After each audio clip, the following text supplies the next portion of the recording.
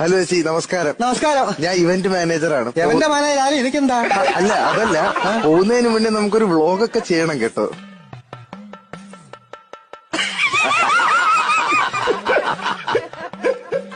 ഞാനേ ഇതൊരു കല്യാണമുണ്ടോ?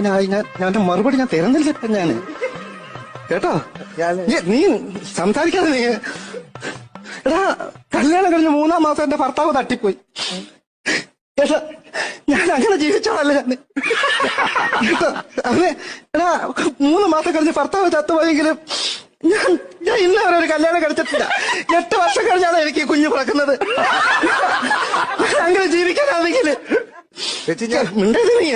മിണ്ട ഇത് കഴിയട്ടെ കേട്ടോ. പിന്നെ നിന്റെ പരിപാടിയൊക്കെ കാണുന്നോണ്ട് ഞാൻ നിന്നെ ഒന്നും നിങ്ങൾക്കറിയാവോ, നിങ്ങൾക്ക് ചിലപ്പോൾ മനസ്സിലാക്കി കാണത്തില്ല സാറേ. ഇവിടെ തൊപ്പി ചേരാത്ത കേരളത്തിൽ 2 പേരേ ഉള്ളൂ. ഒന്ന് ശിക്കാരി ശംഭു